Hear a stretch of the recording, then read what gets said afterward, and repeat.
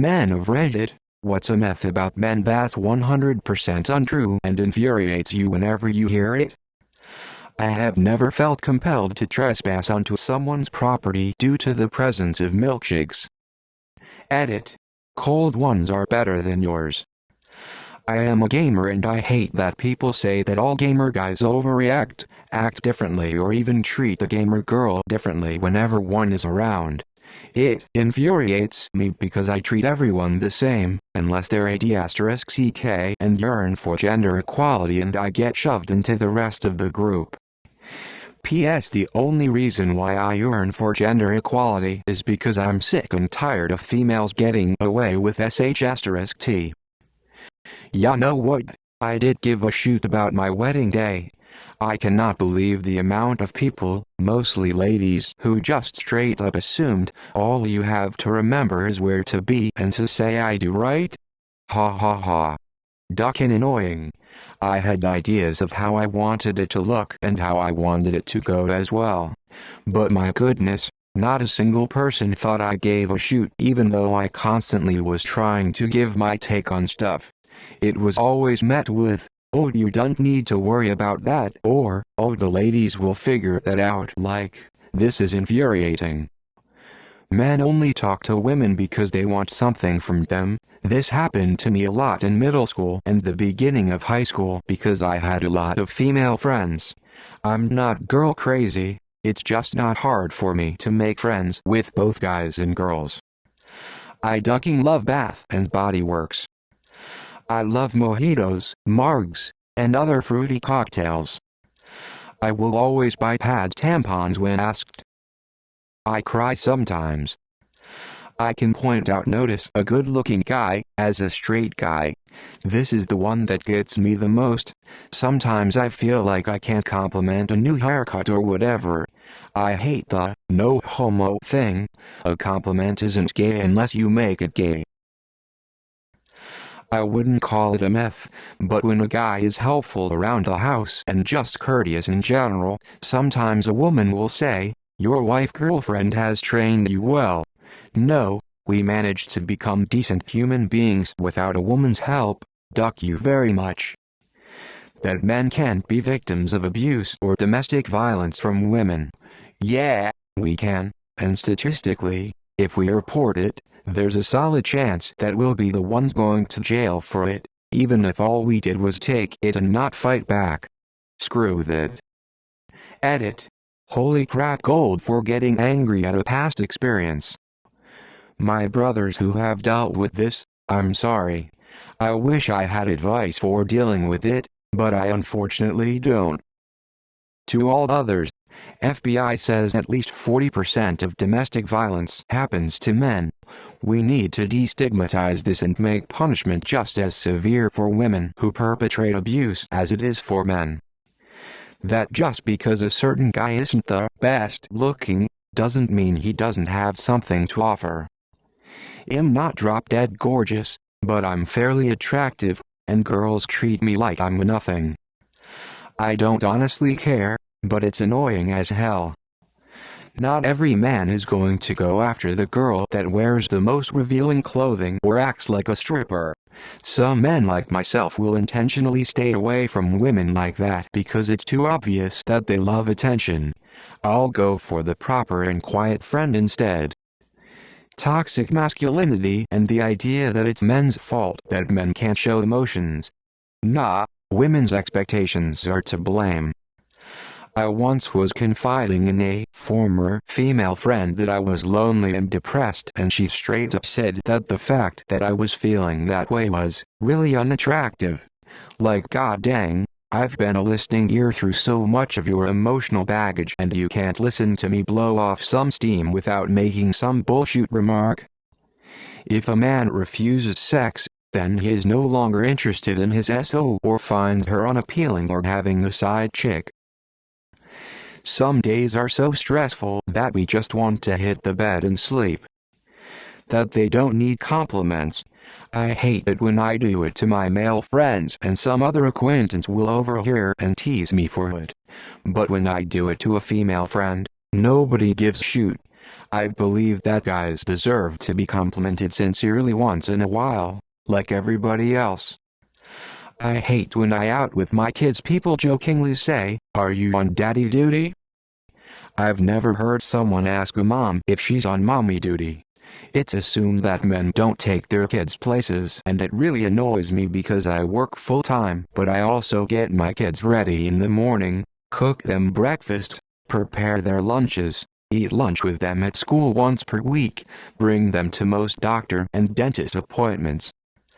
I fucking hate the dirty looks I get from mothers when I take my child to the playground. For some reason I am considered a pervert first before a responsible parent.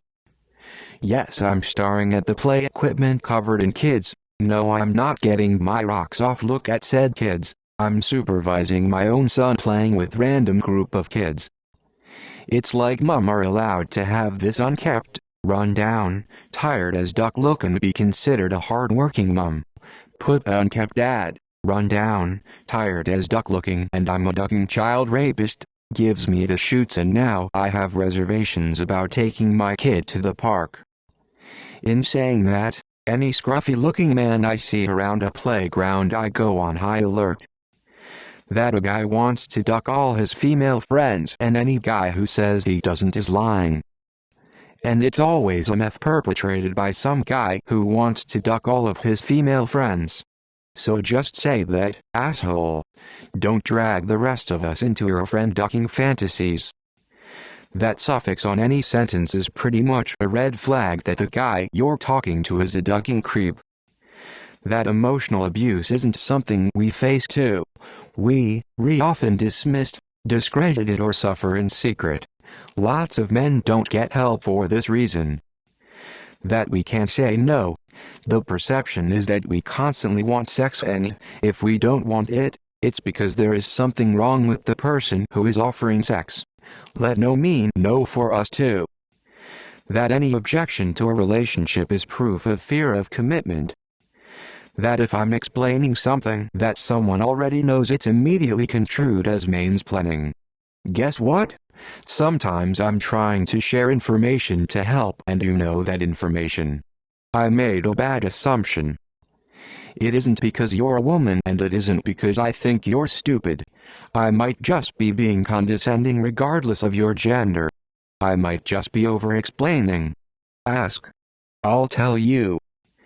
That it's okay for any women to feel completely confident of tell me how I should be and what my partner wants in a relationship. Every woman is different and should be treated as an individual. Your tastes and values are different from every other person's, and, as much as you know about women, you have never been a heterosexual male. Don't tell me how to be a man. I don't tell you how to be a woman. That every man shares common traits. I'm lumped in with every person with a dick, and assumptions are made about me, my perceptions and my behavior because I have a PP. That boys growing up today don't experience shame at being a man. They are innocent people who have done nothing. They didn't ask for a dick. If your messaging is that everyone with a dick is evil, they internalize that. That if you're not into at least one type of sport, to the point of dang near obsession, then you're not really a man. Okay, I like American football. Every Sunday that my favorite team plays is like a mini holiday to me. I buy decent beer, I make a nice meal to eat during the game, and I try to wear a t-shirt with my favorite team's logo on it. But the next day if you asked me about a specific play, there's a 50-50 chance that I won't remember it unless it was something really incredible. And I have no clue about any players or staff on any other team in the league unless they're a superstar. And I don't watch any other sports. I have zero interest in doing so. And I know that most of this makes me seem less manly in the eyes of a lot of people. Even women. Same thing with outdoors, you shoot like hunting and fishing. I mean, I like fishing, but I didn't take it up until I was in my 40s. And I don't really know shoot about it except for the extreme basics. That's pretty much just common sense. I got into it mostly as a reason to get outside with my young son. Men don't wipe well because touching their butthole is gay, leading to skid marks. I honestly don't know how this even started, but I promise you it's not true. I will say many dudes have really hairy assholes, which makes wiping difficult. That we're all constantly worried about the size of our junk. We aren't. Not all of us anyway. Most of us are secure with the size of our manhood. It functions and we have techniques if we're below average size. It's not the size, it's how you use it.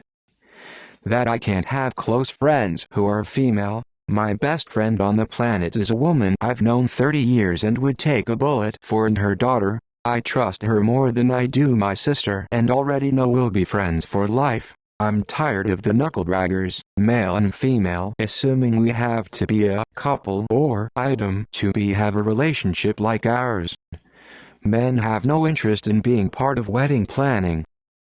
WTF? I love my soon-to-be fiancée. I want her to love our wedding. Yes, it's her day. But it's also my day. More to the point, it's our day. We are about to have a ceremony and party commemorating a commitment to spend our lives together, so why wouldn't I be a partner in planning a ceremony party memorializing the partnership? But people comment when my girlfriend and I go to a wedding expo together. I went to one by myself yesterday. My girlfriend was busy with work to gather info on options, and while 80–90% of the brides were there by themselves, it was weird for me to be there by myself. I had to ask for raffle tickets from multiple vendors that they were handing out automatically to brides at the end of table conversations. And despite having the same ticket for entry as everyone else, I wasn't eligible to win the $4,000 grand prize package at the end. It was only for brides who were still present in the room, even though a free honeymoon to Paris and some wedding services would have been equally useful to wanted by me. I'm not a men's rights activist, and I'm not going to make a formal issue of this, but technically, that violated several provisions of my state's anti-discrimination laws, which prohibits discriminating based on gender, marital status, and sexual orientation. I was told if I was in a same-sex relationship, I could win. Of course, I joined my girlfriend for conversations with the goldsmith about wedding rings to go with the engagement ring. I'm wearing one too, and it's a symbol for both of us. I'm really excited to be getting engaged. I'm really excited to be getting married. I'm excited about planning the wedding together and planning our lives together. And I just don't understand the notion that the only involvement a groom has is to wear a rented tuxedo selected by his bride and to show up at the wedding to read a pre-selected script. That just the mere hint of discussion about a woman's period will send us into some kind of fit of pure revulsion. We're surrounded by movies and pop culture full of violence, sex, gore and monsters, and you think I'm gonna be grossed out by routine bleeding and cramps? I've had several female friends before merely bring up the fact that it's their time of the month, and then immediately apologize for it being me. I learned what menstruation was when I was 11. I think I can handle it. Over here in the UK, there was a bit of a social media storm when a picture went viral of a plus-size shop mannequin in a women's clothing shop.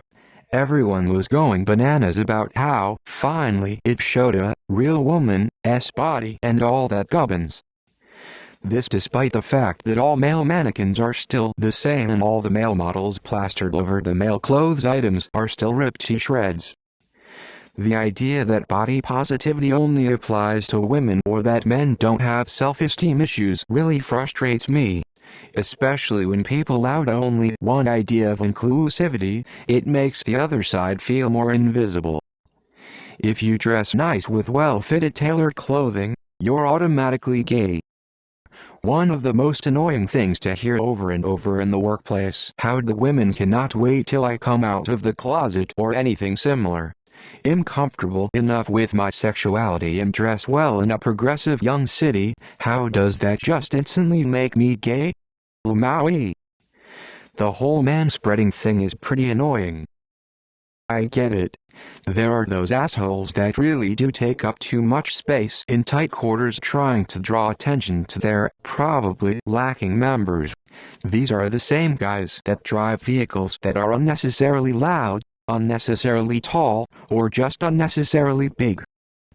But most of us just like to sit without having our tender bits in a vice. We aren't asserting dominance, we just aren't overly into crushing our own nuts. After reading most of these, I have come to the realization that my wife is the best. I've cried at movies, she's never made a big deal about it. I do household chores, but she doesn't make a huge deal about it like I am some miracle husband. When people call her a super mom, she tells them she's not doing this alone. She initiates sex. If I turn down sex, she doesn't try to read between any lines that aren't there. She compliments me, probably like an average of once an hour. If not more. My goodness, I'm giving her a foot rub tonight.